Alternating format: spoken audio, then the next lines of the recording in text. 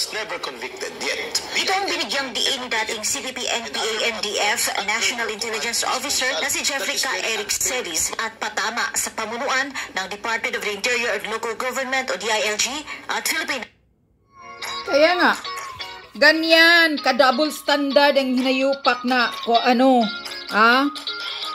Abalos.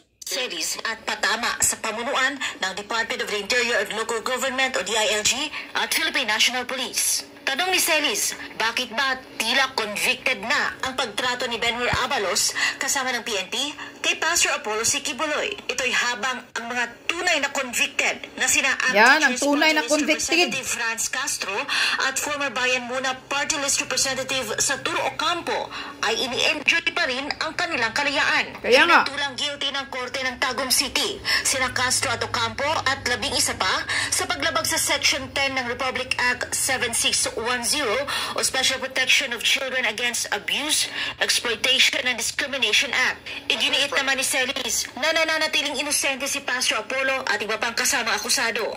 Ito ba ay gagamitin nyo na rin para hulihin si Franz Castro? Convicted. Si Saturo Campo convicted. Why are they enjoying their freedom? Yeah, Pastor correct. Kibuloy was never convicted yet. Pastor Kibuloy was only accused, suspect. Anybody can be accused of anybody.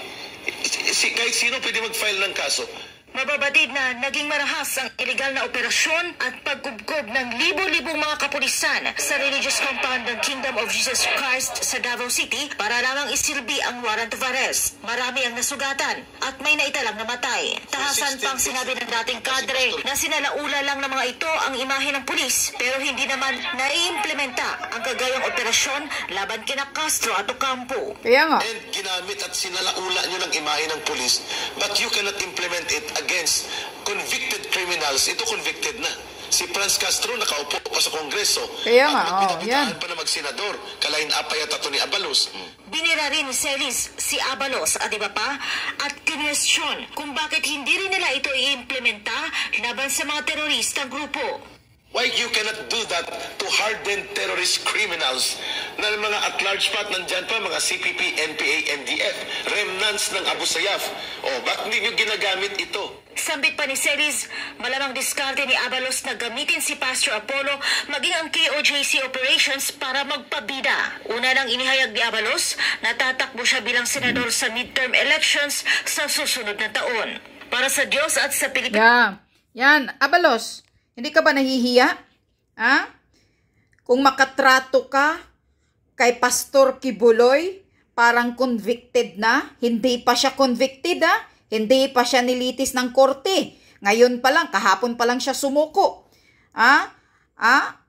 Watch your words, Abalos. Yung bunganga mo, na sinabi mo, nahuli ng mga kapulisan, hindi nahuli si Pastor Kibuloy, kundi voluntary surrender sa ISAP.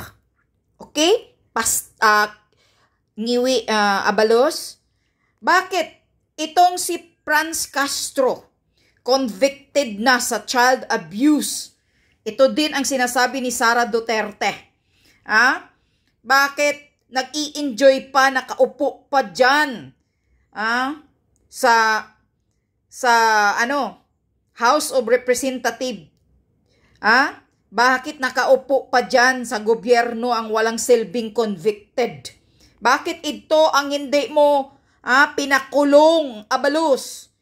Dahil ba dalawa ang mukha mo? Double standard ka? Napakasinungaling ka, Abalos. Kaya mga taong bayan, wag na wag ninyong ibuto itong ganitong klaseng gobyerno na si Secretary Abalos na walang kwinta. Ipal, pabor-pabor lang, credit grabber. Sinabihan pala siya, may usapan pala ng ISAP sa kanya na wag niyang ilabas ang balita na to. Kailangan pala blackout sa mga balita. Pero nagbida-bida na si Abalos. Lumabas sa bibig niya. Siya unang nagpalabas na nahuli na daw si Pastor Kibuloy. Iba pa, twisted pa ang kwento niya na nahuli. Tingnan mo, gusto mo talagang magbida-bida ka, Abalus, magpapakita kang gilas na puro naman palpak naman, ngiwi abalus. Dahan-dahan ka. Kasi mas lalo tuloy babagsak ka sa paningin ng tao at pandinig ng tao. Lalo na yung mga kasinungalingan mo. Sa QOGC. Na nung una, inamin mo sa Senado. Kay Bato. Na ikaw ang may nag-instruction kay Tory. Tapos, sabi mo pa, nangako ka pa na pupunta ka sa Davao. Titingnan mo na ganito pala ang nangyayari sa QOGC. Pero sinungaling kang matanda ka. Nagpunta ka ba sa QOGC? Nagpunta ka ba sa Davao? Tinitingnan mo ba kung anong marahas? Ano ang ginagawa ng mga kapulisan doon sa QOGC? Na grabing pang-aabuso na mga illegal na ginagawa? Wala, hindi ka nagpunta, sinungaling ka, abalus. Tapos, ngayon sinabi mo na wala kang kinalaman, it's purely police operation na naman. Walang kinalaman kahit sino, pati si Bangag, walang kinalaman.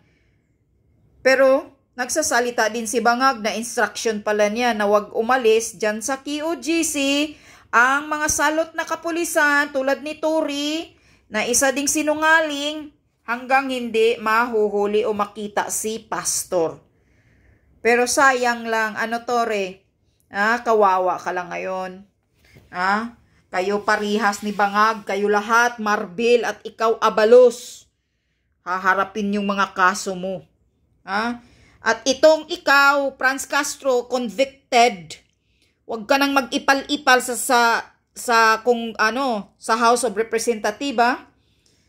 Diyan sa loob ninyo ng pag naka-question ka pa kay Sara Duterte, parang malinis kang hinayupak ka. Pira daw ng taong bayan. Anong karapatan mo ikaw? Mayroon bang transparency? Ang mga pirang kinakapkap ninyo?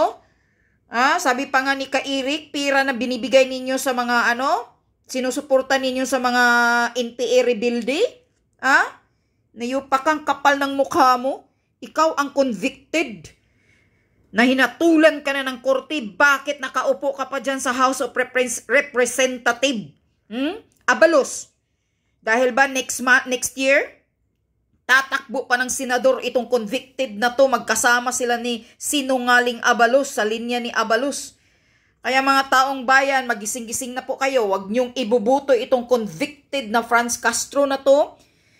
At itong sinungaling na Abalos, itong mga abusadong gobyerno natin ngayon, under ni Bangag administration na to, imulat nyo na po ang mga mata ninyo, lahat ng mga tatakbo sa gobyerno next year sa senador, na pagka-senador na nasa linya ni Abalos, sisiguraduhin po natin lahat, na papasok lahat sa inodoro ang mga hinayupak na yan. Wag na wag po ninyong ibuto ang ganitong abusadong sinungaling na gobyerno. Walang kwinta.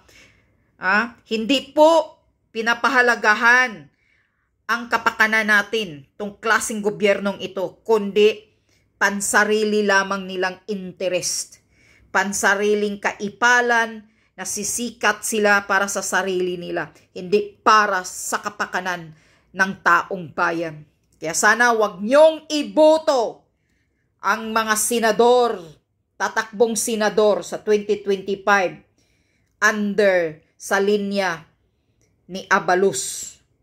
Kasi mga yan ni Bangag Jr. Yun lang po, gising mga taong bayan.